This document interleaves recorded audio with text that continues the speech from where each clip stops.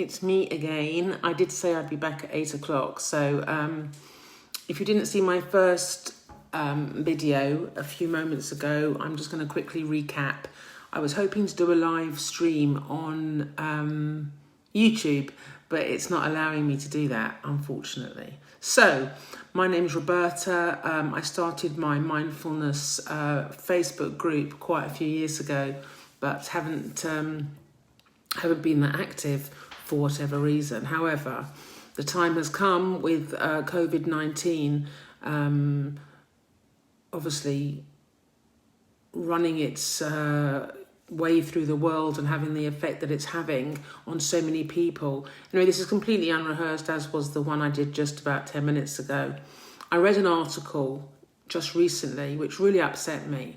So the National Health Service just cannot cope with the amount of people that they were helping with mental health problems, whatever they may be, children, men, women, whatever gender you are. COVID-19 obviously has come as a massive shock. And as I said earlier in my previous talk, I was about 5 years old when I first suffered with fear. I was 4 or 5. I didn't even know what it was. I was just petrified. I was at school, and I won't repeat it because you can look back at the one I've just done. But I was at school and I was really, really scared. And all through my life, I've had sort of anxieties, never depression.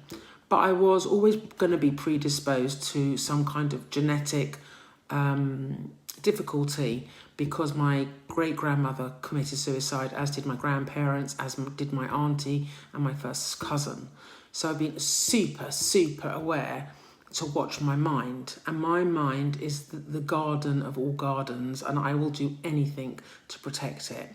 So I realised that the world needs help. I can't save the world. I've always wanted to save everybody that I've ever crossed paths with, because the idea of anyone suffering just breaks me. I'm a very highly sensitive person. I'm completely empathetic. I've had to learn the hard way about boundaries, which hasn't been easy. I trained as a mindfulness teacher about 10 years ago, even though I found out about mindfulness in my 20s. I think it's been the only thing that's really, really helped me. It's brilliant, it's clever, you don't need anything. And the amount of people now that are needing help, whether it's because they've got anxiety, because of being scared of catching corona, or because they've lost somebody, and so they've got bereavement issues, lost their job, whatever your issue may be, it's really irrelevant. If you're struggling just to get out of bed in the morning and you just feel like everything's a huge task, I've been there. I know what that feels like. It's awful. It's just doubly awful, and it's awful to have to cover it up. That makes it even more exhausting. So I work with a lady who is a psychotherapist.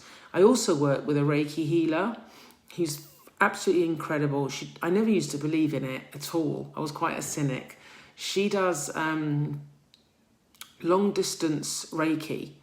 Well, we're a great team, and I'm sure there are a few others of us, but I myself feel that I'd like to use the gift that I have learned to have.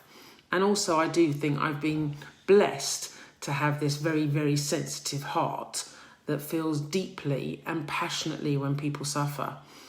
However, I have boundaries, so I would like to offer free sessions, 30-minute sessions via Zoom, to help you and give you the tools that I've learned over the last 30 years, which has really rescued me. And when this lockdown started, I was in a really bad way. Everyone thought, oh, I'd be great, I would be fine, because, anxiety and me were old pals. And having hypochondriasis, which is a fear of death, fear of illness, is something I've been used to for my entire life, always terrified. But actually, I wasn't prepared for it whatsoever. 13 weeks I was isolated by myself, which was my choice. But this isn't about me. This is about anyone that you know that needs help, whatever it may be. Compassionate listening, if that's all you need is to talk, I'm happy to listen. If you want some advice, you want to learn the tools of mindfulness and know what to do if you get panicky or you have thoughts that ruminate, because we have on average between 75,000 and 150,000 thoughts a day. Most of those thoughts are not about the moment. So the power of now is really all we have. So at this very... Whoops, my phone was just ringing. At this moment in time, this is all we've got. So I have a YouTube channel where I'm going to do the 8-week mindfulness course with you, which has been proven through brain scans. This is a very real video. I have a son that keeps ringing me, where the amygdala shrinks in the brain. And the amygdala is something I'll talk about at a different time. So anyway, I just wanted to say hi, introduce myself, send me a direct message. I'm going to put the link somewhere. I don't know how I can do that. Let's see. How can I do that? Oh, look, I can. That's my YouTube channel. So please, you should subscribe to that channel. And then if there's any topics you would like to talk about, anything at all, obviously mental health related, mindfulness, breathing. And by the way, meditation isn't what everyone thinks it is. Well, it might be, but it isn't just sitting there umming and ahhing or just umming. And it's also not about relaxing your mind. It's about becoming aware and awake, falling awake, and utilising all our senses in the best possible way. Because you know what? When you strip everything back, if you've got your vision and you've got your hearing and you've got your taste and your touch and your feel, you're very blessed, and we take a lot for granted. So this is me.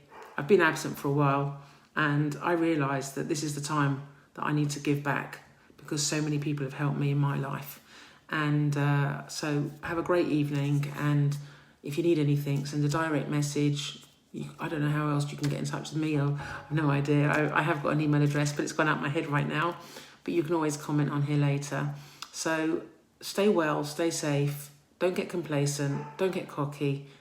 Nurture yourself. Be kind to yourself. Do not feel that you're alone. You're not. And reach out. No one should ever feel alone.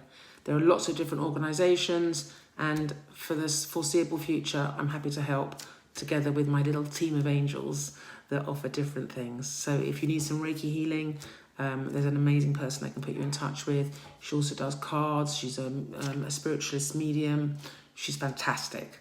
And she also happens to be my best friend. So have a nice evening and stay safe. Look after yourself, first and foremost.